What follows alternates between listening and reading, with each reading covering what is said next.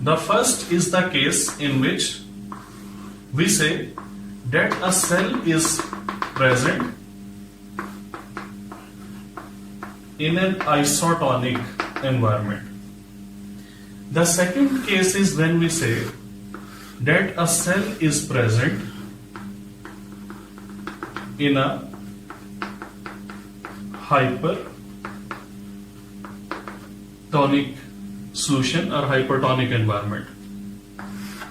And the third case is when we say that a cell is present in the hypotonic solution or the hypertonic environment. First of all, listen that the term tonicity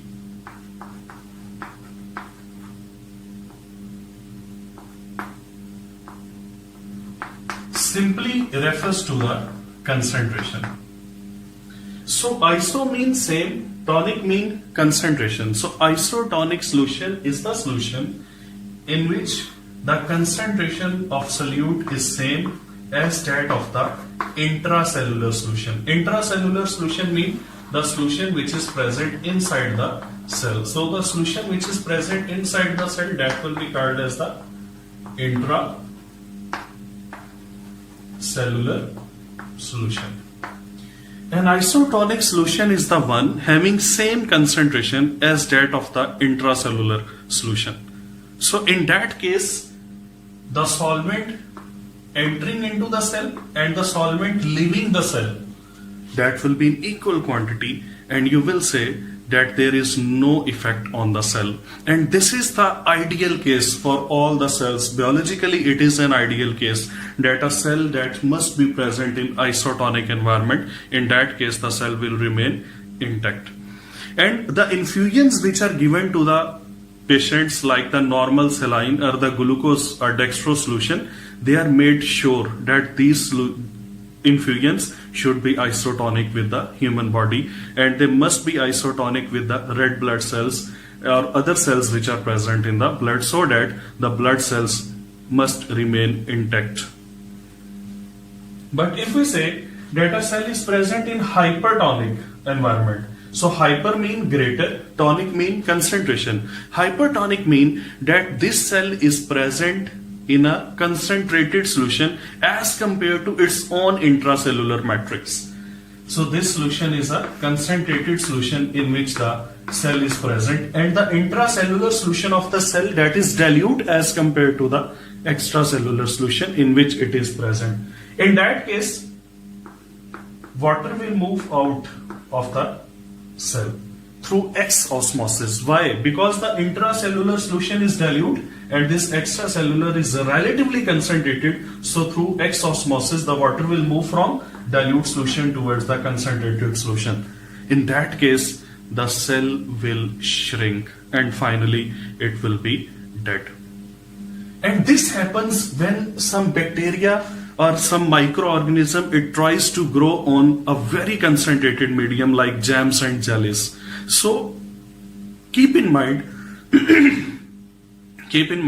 that the chances of the microorganisms to grow on a concentrated solution, that is very much less as compared to the dilute solutions. Bacteria and other microorganisms, they do not usually grow on the jams and jellies because they are highly concentrated media, and X-osmosis of the bacterial cell, that will cause the damage to the cell and the bacteria will finally die.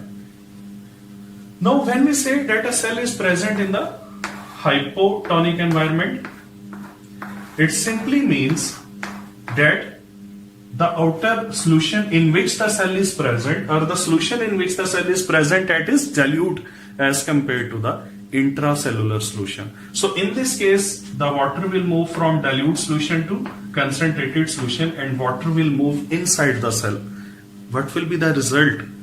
If that is a plant cell, it will be very important for the plant cells, because in that case the turgor pressure or turgidity in the plants is maintained. But if it is an animal cell, you know that the animal cells, they do not have cell wall, so there will be chances that the animal cell can burst. And even it is sometimes performed practically that a red blood cell is placed in a very hypotonic solution, and the red blood cell, due to end osmosis of water, it keeps on swelling and finally it bursts.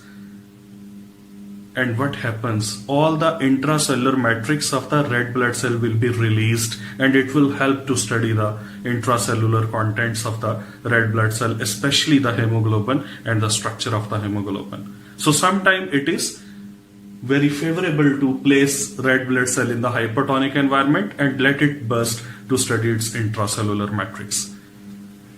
So these were the three types of the environments biologically in which a cell may be present. This case is the ideal case. This case will cause the death of the cells due to shrinkage or plasmolysis. And in this case, if that is a plant cell, turgid pressure will be maintained. But if it is an animal cell, there are chances that the cell can burst.